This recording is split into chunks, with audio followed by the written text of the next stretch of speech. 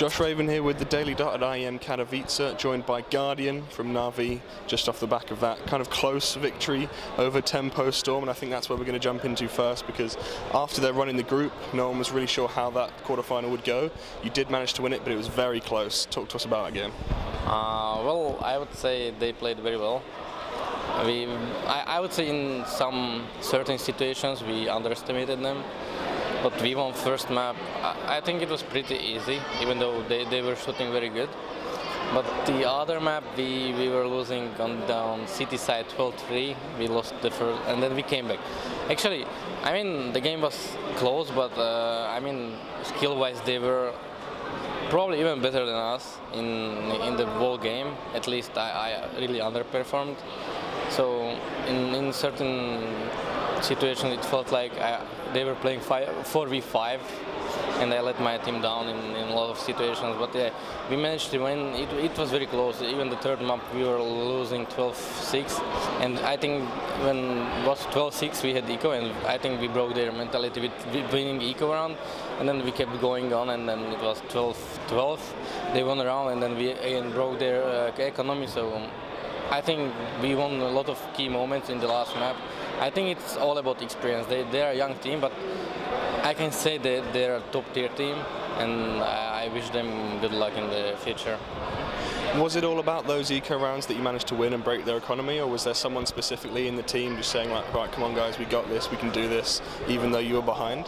Well, even though I let my team down in my skill, I was so bad, I didn't kill anyone particularly, so I would say I was the guy that I didn't rage. I was playing the moral game for my team, and then we had the Flamey Zeus and Edward showing up and then winning a lot of rounds.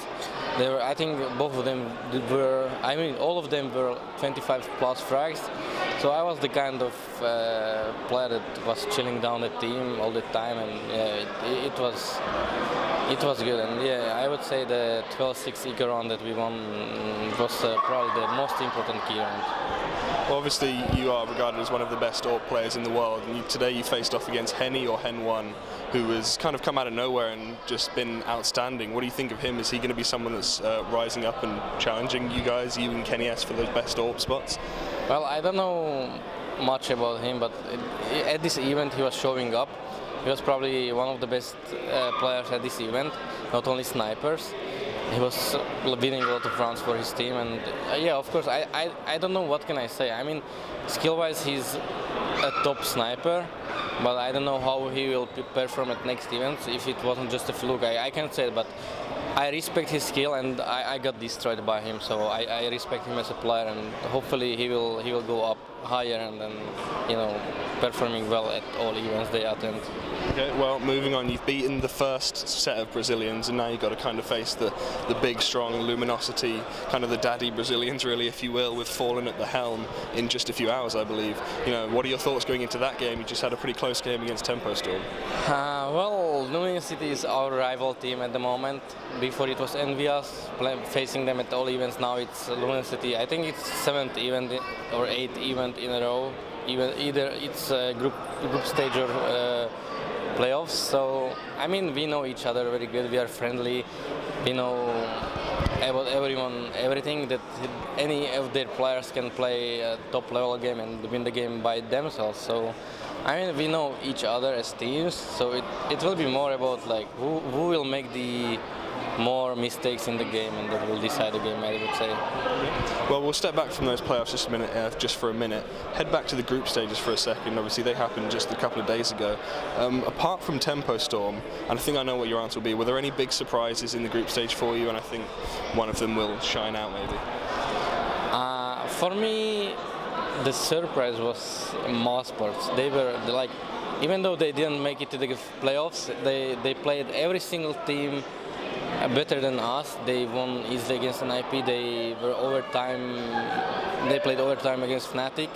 They were close to beat Luminosity. They were winning 14-9, and if they would win at least against Luminosity, we are out of the tournament. So I mean, yeah, for me it was a surprise of the tournament, and I hope they will keep playing like they are playing. And I'm sad they didn't pass the group stage. I was leaning a little bit towards envious. Obviously, they had a really terrible group stage from them, and I'm just curious if what in your mind, what you think went wrong for them, because they were coming in as the favourites, really. I don't know what's in their heads, but what I heard that a lot of their players doesn't. I mean, they didn't care about the bootcamp. They had bootcamp and they just did what they wanted to.